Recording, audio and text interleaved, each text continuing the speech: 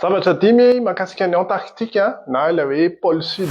Iny tokoa no vaovao lehibe tamin'ity herinandro ity dia Zozary Boka izay nametraka ny saina malagasy voalohany teny amin'ny tendro farany atsimo na ao amin'ny Antarktika sambany ho an'i Madagasikara. Dia ndao tantaraiko anareo hoe inona ny mampiavaka an'ity farsy ity. Ilay fahadimy no tena mahavariana.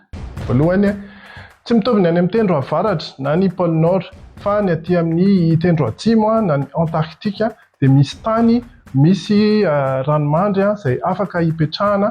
Ary raha ohatra izy io kelikely tamin'ny sary sy amin'ny globe dia tena ngeza be, 4.0 tapitrisa kilometatra tora-drony velarany, izany hoe mbola lehibe noho ny kontinanta eropeanina.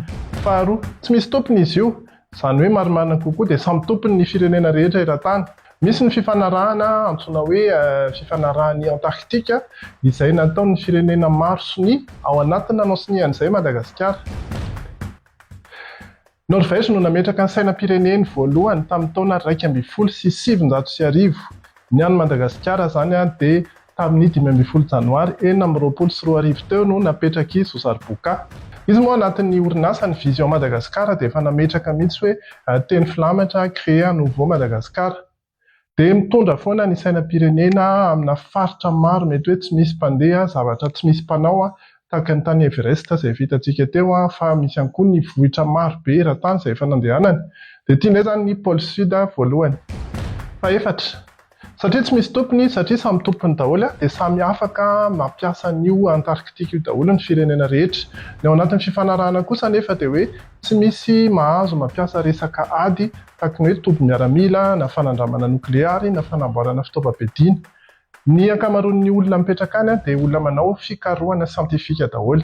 Fahadimy ary, tsy misy ora ny ao amin'ny Antarktika, izany hoe tsy misy an'ilay hoe fuseau horaire. Ny fuseau horaire rehetrarehetra eran-tany dia vondrona eo amin'ny faritry daholo. Rehefa tonga ao izany ianao dia afaka mifidy izay ora tianao. Raha ohatra hoe amin'ny 12 izao mety aminao dia ataonao amin'ny 12 ny famantaranandronao dia iny no mihodina manotondra ny andavanandronao.